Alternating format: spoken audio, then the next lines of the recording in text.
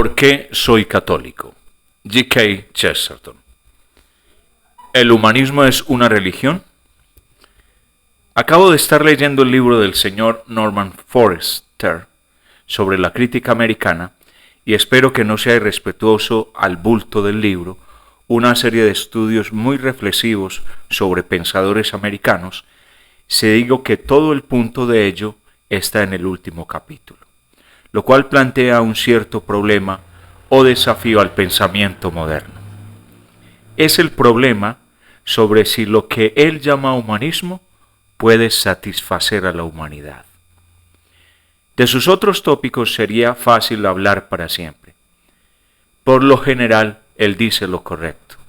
Algunas veces dice la última palabra en ese estilo sugestivo o provocativo que tienta a alguien a decir una palabra más. En mi propio estimado de sus temas, Whitman sería mucho más amplio y Lowell mucho más corto. Sobre Emerson parece tanto sensitivo como justo y Emerson seguramente tuvo distinción. Pero justo ese tipo seco de distinción que yo siempre temo sea injusta. Un puritano intentó ser un pagano y tuvo éxito siendo un pagano que vaciló sobre si debía ir a ver a una mujer bailando. Pero todas estas cosas son estimulantes, pero secundarias a la cuestión de la cual tomaré la libertad de atacar separadamente e intentaré responder de forma seria. Me temo que responderla de manera seria tenía que significar responderla personalmente. La pregunta realmente es si el humanismo puede realizar todas las funciones de la religión, y no puedo más que mirarla en relación a mi propia religión. Es solo decir que el humanismo es bastante diferente del humanitarismo. Significa, como se explica aquí, algo como esto. La ciencia moderna y la organización son en su sentido muy naturales. Nos agrupan como las bestias junto a las líneas de herejía o condenación tribal. Adjuntan al hombre a la tierra como una planta en vez de liberarlo, incluso como un ave dejando a un lado un ángel. De hecho, su última psicología es más baja que el nivel de vida. Lo que es subconsciente es subhumano y como si fuera subterráneo, o algo más o menos terrenal. Esta lucha por la cultura es sobre todo una lucha por conciencia, lo que algunos llamarían autoconciencia, pero de cualquier forma en contra de la mera subconsciencia. Necesitamos un manifiesto de las cosas realmente humanas. Voluntad que son morales, memoria que es tradición, cultura que es el ahorro mental que nos dejaron nuestros padres. Sin embargo, mi primer deber es responder la pregunta que se me hizo y tengo que responderla de forma negativa. No creo que el humanismo pueda ser un total sustituto para el superhumanismo. No lo creo debido a una cierta verdad para mí tan concreta como para ser llamada un hecho. Sé que suena muy como algo que ha sido comúnmente dicho en apologéticas controversiales y superficiales, pero no me refiero a ello en ese vago sentido, tan lejos de heredarlo como una convención. Recientemente me topé con él como un descubrimiento. Me he dado cuenta de ello relativamente tarde en la vida y me he dado cuenta de que es de hecho la historia total y moral de mi propio tiempo de vida. Pero incluso hace algunos años, cuando la mayor parte de mis vistas morales y religiosas estaban prácticamente totalmente formadas, no debía haberlo visto tan claramente como lo veo ahora. El hecho es este, que el mundo moderno, con sus movimientos modernos, está viviendo en su capital católica. Está usando y gastando las verdades que permanecen fuera del antiguo tesoro del cristianismo, incluyendo, por supuesto, muchas verdades conocidas de la antigüedad pagana, pero cristalizadas en el cristianismo. Pero realmente no está iniciando nuevos entusiasmos por sí mismo. La novedad es un asunto de nombres y marcas, como la publicidad moderna. En casi cualquier otra forma, la novedad es meramente negativa. No está iniciando cosas frescas que pueden llevar lejos en el futuro. Por el contrario, está recogiendo cosas viejas que no se pueden llevar en lo absoluto. Estas son las dos marcas de las ideas morales modernas. Primero, que ellas fueron prestadas o arrebatadas de antiguas manos medievales. Segundo, que ellas se marchitan muy rápido en las manos modernas.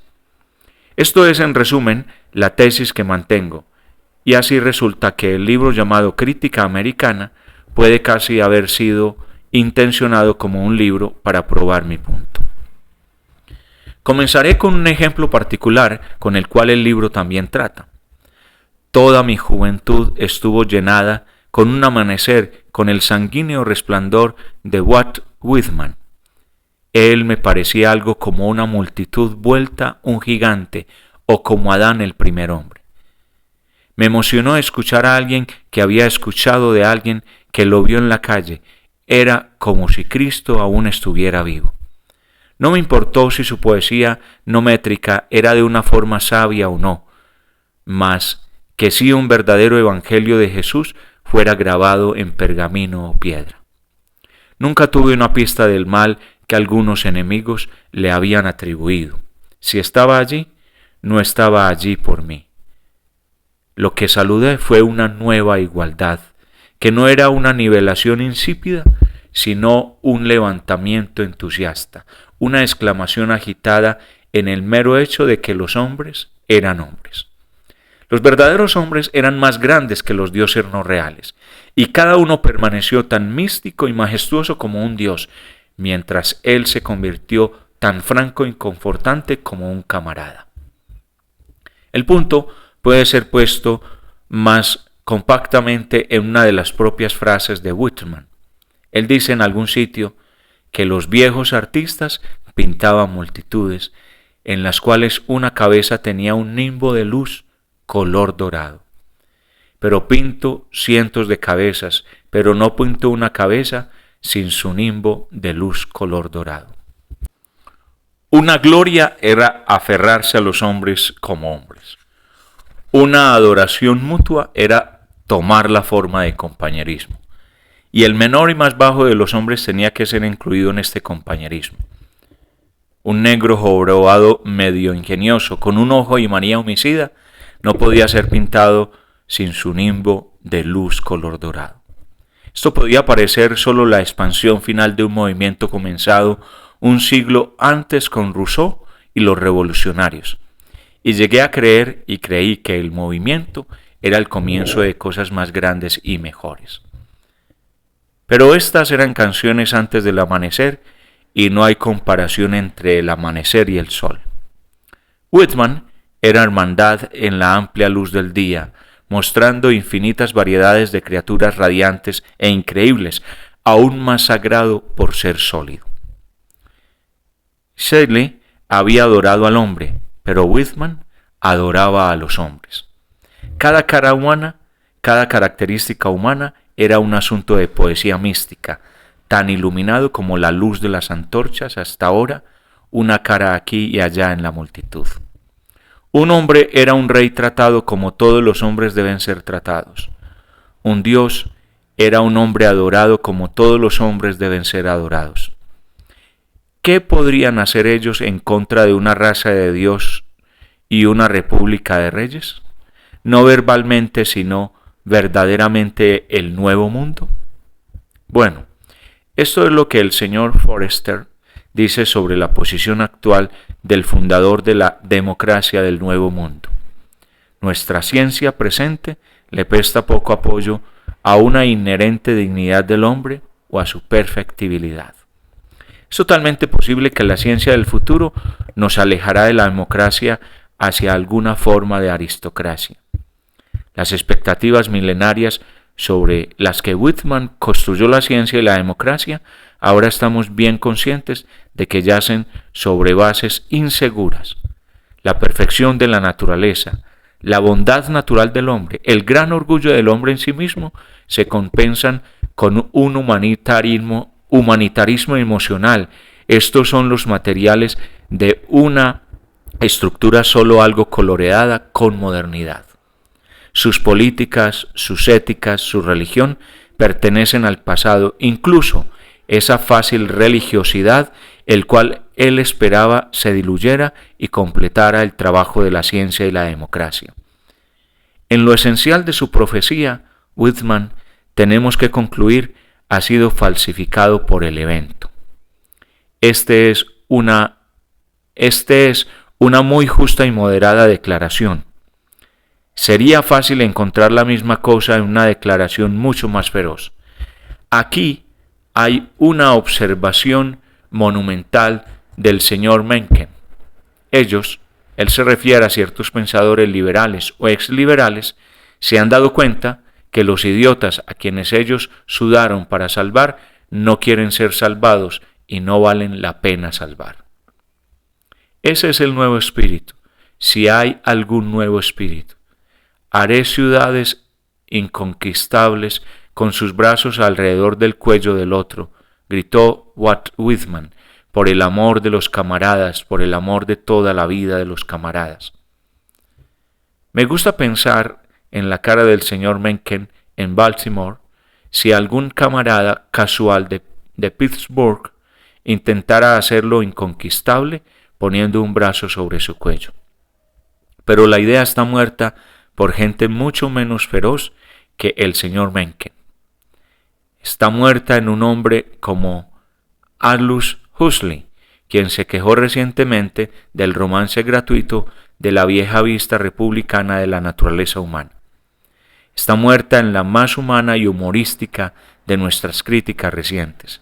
Está muerta en tantos buenos y sabios hombres hoy que no puedo evitar preguntarme si bajo condiciones modernas de su ciencia favorita no estaría muerta en el propio Whitman. No está muerta en mí. Se mantiene real para mí, no por algún mérito mío, sino por el hecho de que esta idea mística, mientras se ha evaporado como un estado de ánimo, aún existe como un credo. Estoy perfectamente preparado para afirmar, como firmemente debía haber afirmado en mi corporalidad, que el negro jorobado y medio ingenioso está decorado con un nimbo de luz color dorado. La verdad es que la imagen salvaje de Whitman, o lo que él pensaba que era una imagen salvaje, es de hecho una imagen ortodoxa muy antigua. Ahí están de hecho cualquier número de antiguas imágenes en que multitudes enteras están coronadas con aureolas, indicando que todos han obtenido beatitud. Pero para los católicos es un dogma fundamental de la fe que todos los seres humanos, sin excepción alguna, fueron hechos especialmente, fueron formados y afilados como flechas brillantes para el fin de golpear el blanco de beatitud. Es cierto que las flechas están emplumadas con libre albedrío y por lo tanto lanzan la sombra de todas las trágicas posibilidades del libre albedrío, y que la Iglesia, estando también consciente por siglos de ese lado más oscuro de la verdad, el cual los nuevos escépticos acaban de descubrir, también lleva la atención a la oscuridad de esa potencial tragedia. Pero eso no hace ninguna diferencia a la gloria de la gloria potencial. En un aspecto incluso es parte de ella, ya que la libertad en sí misma es una gloria. En ese sentido, ellos aún tendrían sus aureolas incluso en el infierno. Pero el punto es que cualquiera creyendo que todos estos seres fueron hechos para ser bendecidos y multitudes de ellos probablemente en su camino a ser bendecidos, realmente tienen una razón filosófica para verlos a todos como radiantes e increíbles criaturas y ver todas sus cabezas con aureolas. Esa convicción hace de cada cara humana, cada característica humana, un asunto de poesía mística. Pero no es en lo absoluto como la poesía moderna. La más moderna de la poesía moderna no es la poesía de recepción, sino de rechazo, o mejor, de repulsión. El espíritu que habita el trabajo más reciente puede ser llamado una furia de fastidio. El nuevo hombre de letras no obtiene su efecto diciendo que para él un hombre negro y jorobado tiene una aureola. Él obtiene su efecto diciendo que justo cuando estaba a punto de abrazar finalmente a la mujer más bella, él tenía náuseas por una espinilla sobre su ceja o una mancha de grasa en su pulgar izquierdo. Whitman intentó probar que las cosas sucias estaban realmente limpias, como cuando glorificó al estiércol como la matriz de la pureza del pasto. Sus seguidores en el verso libre intentan probar que las cosas limpias están en realidad sucias, para sugerir algo leproso y repugnante sobre la espesa blancura de la leche o algo espinoso y afligido sobre el crecimiento del cabello desmedido. En resumen, todo el estado de ánimo ha cambiado como un asunto de poesía, pero no ha cambiado como un asunto de teología. Ese es el argumento para tener una teología no cambiante. La teología católica no tiene nada que ver con la democracia a favor o en contra, en el sentido de una maquinaria de votación o una crítica de privilegios políticos particulares. No está comprometido a apoyar lo que Whitman dijo de la democracia, o incluso lo que Jefferson o Lincoln dijeron sobre la democracia. Pero está absolutamente comprometido a contradecir lo que el señor McKen dice en contra de la democracia. Habrán persecuciones de Diocleciano, habrán cruzadas dominicanas, habrán desgarro de toda la paz y compromiso religioso, o incluso el fin de la civilización y el mundo, antes de que la Iglesia Católica admita a ese estúpido o a cualquier hombre que no valga la pena salvar. He encontrado, por lo tanto, en mi edad media, este curioso hecho sobre la lección de mi vida y esa de toda mi generación. Todos crecimos con una convicción común, encendida por las llamas del genio literario de Rousseau, de Shelley, de Victor Hugo, encontrando su estallido final y conflagración en el universalismo de Walt Whitman.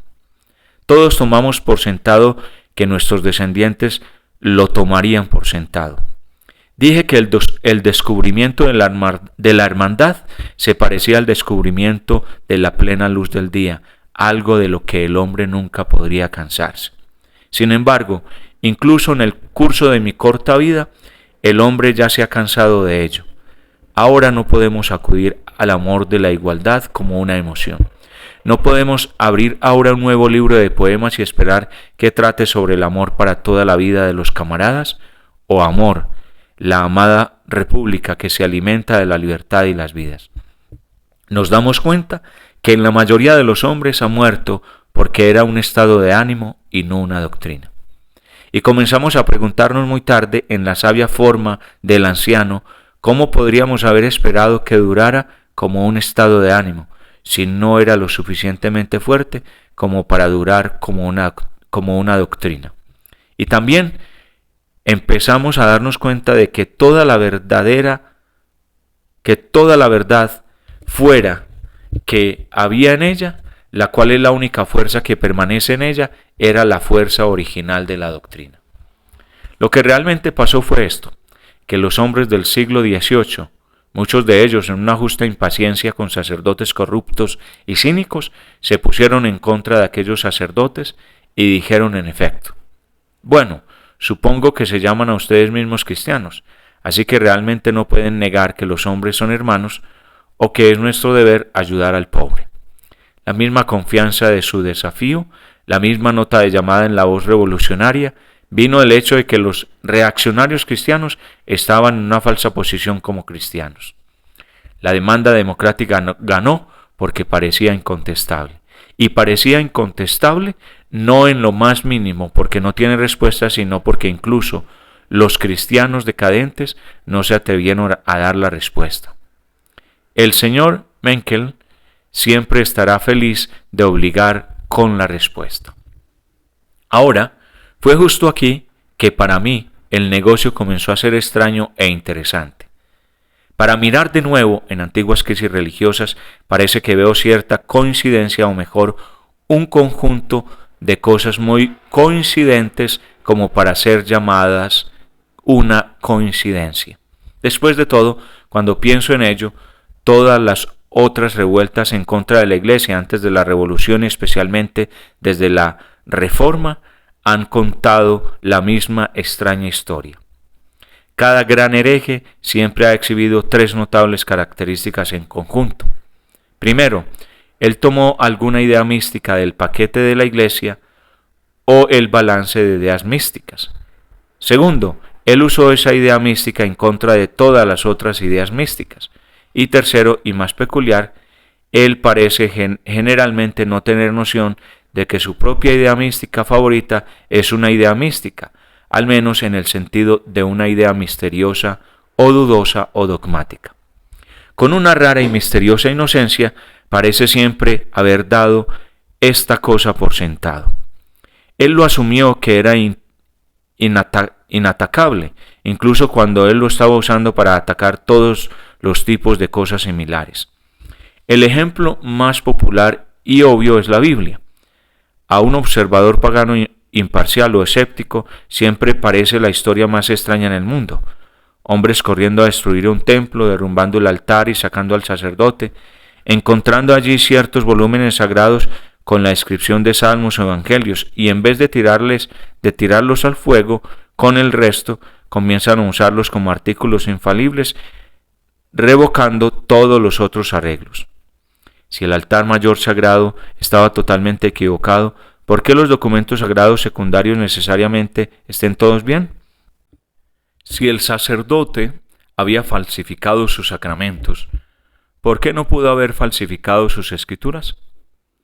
Sin embargo, fue mucho antes de que siquiera ocurriera para aquellos que blandieran esta pieza de mueblería de iglesia para romper toda la otra mueblería de la iglesia, que cualquiera puede ser tan profano como para examinar este fragmento de mueblería en sí mismo. Las personas estaban bastante sorprendidas, y en algunas partes del mundo están aún sorprendidas que alguien se haya atrevido a hacer esto. De hecho, los calvinistas tomaron la idea católica del conocimiento absoluto y poder de Dios, y lo trataron como un lugar común, rocoso, irreducible, tan sólido que cualquier cosa que podría construir sobre él, sin embargo aplastante o cruel. Estaban tan confiados en su lógica, y es un primer principio de predestinación, que torturando el intelecto e imaginación con terribles deducciones sobre Dios, que parecían convertirlo en un demonio. Pero nunca parece haberles llamado la atención que alguien podría de repente decir que él no creía en el demonio. Ellos estaban bastante sorprendidos cuando la gente los llamó infieles. Aquí y allá comenzaron a decirlo.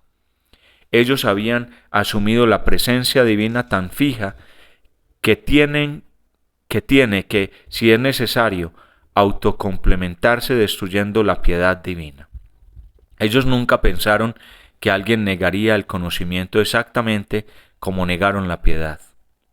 Entonces vino Wesley y la reacción en contra del calvinismo, y los evangélicos se aprovecharon de la idea muy católica de que la humanidad tiene un sentido de pecado, y vagaron sobre ofrecer a todos la liberación de esta misteriosa carga del pecado. Es un proverbio y casi un chiste que se dirigen hacia un extraño en la calle y le ofrecen relajar su secreta agonía del pecado.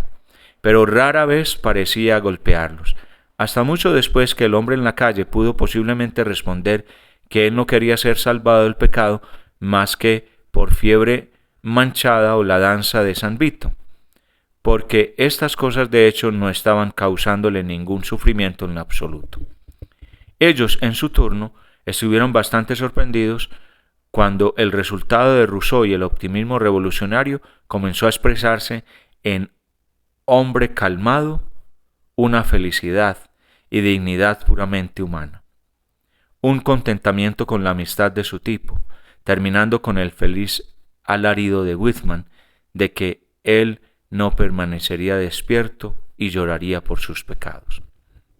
Ahora, la simple verdad es que Shaylit y Whitman y los revolucionarios optimistas eran ellos mismos haciendo exactamente la misma cosa totalmente de nuevo. Ellos también, aunque menos conscientemente, debido al caos de sus tiempos, han realmente sacado de la vieja tradición católica una particular idea trascendental, la idea de que hay dignidad espiritual en un hombre como hombre y un deber universal a amar al hombre como hombre. Y ellos lo actuaron en la misma forma extraordinaria como sus prototipos, los wesleyanianos y los calvinistas. Ellos dieron por sentado que esta idea espiritual era absolutamente autoevidente como el sol y la luna, y que nadie podría nunca destruir eso, aunque en nombre de ello destruyeran todo lo demás. Ellos perpetuamente martillearon a su divinidad humana y dignidad humana e inevitablemente el amor por los seres humanos, como si estas cosas fueran hechos naturales desnudos. Y ahora ellos están bastante sorprendidos cuando nuevos e inquietos realistas explotan de repente y comienzan a decir que un carnicero de cerdo con bigotes rojos y una verruga en su nariz no los impacta como particularmente divino o dignificado, porque ellos no están conscientes del más pequeño y sincero impulso para amarlo, que ellos no lo pueden amar si lo intentaran, o que ellos no reconocen ninguna obligación particular para intentarlo. Puede parecer que el proceso ha llegado a un fin y que no hay nada más que arrojar para el realista desnudo, pero no es así, y el proceso aún puede continuar. Aún hay caridades tradicionales a las cuales los hombres se aferran. Hay aún caridades tradicionales para ellos, para irse cuando descubren que solo son tradicionales. Todo el mundo tiene que haberse dado cuenta en los más modernos escritores la supervivencia de un tipo de piedad algo dolorosa. Ellos ya no adoran a todos los hombres como San Pablo y los otros demócratas místicos. Difícilmente sería mucho decir que ellos desprecian a todos los hombres, a menudo para hacerles justicia, incluyéndose a ellos mismos. Pero ellos hacen de una manera compasiva a todos los hombres y particularmente a aquellos que son compasibles. Para este momento, ellos han extendido el sentimiento casi desproporcionadamente a los otros animales. Esta compasión por el hombre es también contaminada con su conexión histórica a la caridad, e incluso en el caso de los animales, con el ejemplo de muchos santos cristianos. No hay nada para mostrar que una nueva revulsión de tales religiones sentimentales no liberarán al hombre de incluso la obligación de compadecerse del dolor del mundo. No obstante, Nietzsche, sino muchos neopaganos, trabajando en sus líneas, han sugerido tal dureza como una pureza intelectual superior. Y habiendo leído muchos poemas modernos sobre el hombre del futuro, hecho de acero e iluminado con nada más cálido que fuego verde, no se me es difícil imaginar una literatura que debería estar orgullosa de sí misma en un destacamento despiadado y metálico. Entonces quizás puede ser débilmente conjeturado que la última de las virtudes cristianas ha muerto, pero siempre y cuando mientras vivieron fueron cristianos. Por lo tanto, no creo que el humanismo y la religión sean rivales en términos iguales. Creo que es una rivalidad entre la piscina y la fuente, o entre las llamaradas y el fuego. Cada uno de estos antiguos intelectuales arrebató una llamarada del fuego eterno. Pero el punto es que aunque él blandió la antorcha muy salvajemente, aunque él hubiera usado la antorcha para quemar la mitad del mundo, la antorcha se acabó muy pronto. Los puritanos realmente no perpetuaron su exaltación sublime en impotencias. Ellos solo la hicieron impopular.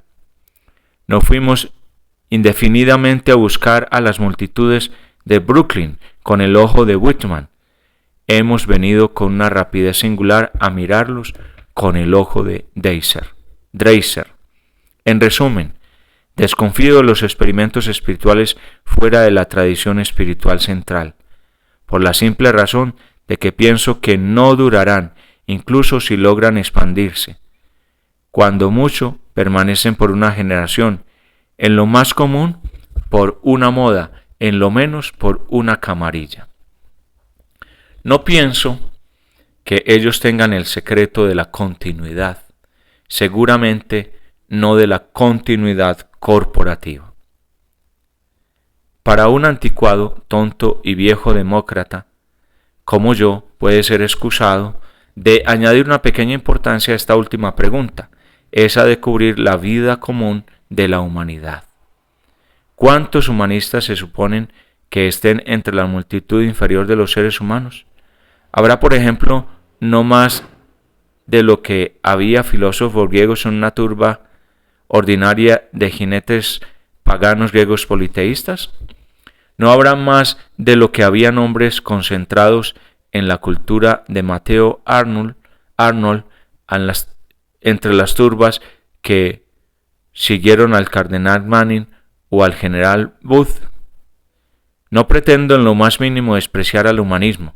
Creo que entiendo la distinción intelectual que dibuja e he intentado entenderla en un espíritu de humildad. Pero siento un leve interés de cuántas personas de la maltratada y desconcertada raza humana se espera que realmente lo entiendan. Y pregunto con un cierto interés personal. Hay 300 millones de personas en el mundo que aceptan los misterios que yo acepto y viven por la fe que yo mantengo. Realmente quiero saber si es anticipado que hayan 300 millones de humanistas en la humanidad. El sanguíneo puede decir que el humanismo será la religión de la próxima generación, tal como Comte dijo que la humanidad sería el Dios de la próxima generación, y así en un sentido lo fue, pero no es el Dios de esta generación. Y la pregunta es, ¿cuál será la religión de la generación después de esa, o todas las otras generaciones, como iba una cierta antigua promesa, incluso hasta el fin del mundo? El humanismo, en el sentido del señor Forster, tiene un muy sabio y valioso carácter. Está realmente intentando recoger las piezas, eso es recoger todas las piezas. Todo lo que se hizo antes fue la primera destrucción ciega y luego una selección aleatoria y pobre. Como si unos chicos hubieran roto un vitral y luego convertido algunos pedazos en lentes coloridos, esos lentes de color rosa de los republicanos o los lentes verdes o amarillos de los pesimistas y decadentes. Pero el humanismo, como es profesado, se inclinará para reunir todo lo que pueda. Por ejemplo, es lo suficientemente bueno para inclinarse y recoger la joya de la humildad. El señor Foster entiende como los siglos XVIII y XIX no entendieron el caso de la humildad. Mateo Arnold, que hizo algo del mismo tipo para lo que llamó cultura a mediados del siglo XIX, intentó algo de la misma preservación de castidad, lo que llamaría de una forma algo irritante pureza. Pero antes de que llamemos ya sea a la cultura o al humanismo un sustituto de la religión, hay una pregunta muy simple que puede ser pregunta en la forma de una metáfora acogedora. El humanismo puede intentar recoger las piezas, pero ¿puede unirlas? ¿Dónde está el cemento que hizo a la religión corporativa y popular? ¿Qué puede prevenir que se caiga a pedazos en una ruina de gustos individuales y grados? ¿Qué previene que un humanista quiera castidad sin humildad y otra humildad sin castidad y otra verdad o belleza sin ninguna? El problema de una ética y cultura durable consiste en encontrar un arreglo de esas piezas por las que se mantienen relacionados, como las piedras acomodadas en un arco. Y solo conozco un esquema que ha probado así su solidez, atando tierras y edades con sus arcos gigantescos y llevando a todos lados el gran río del bautismo sobre el acueducto de Roma.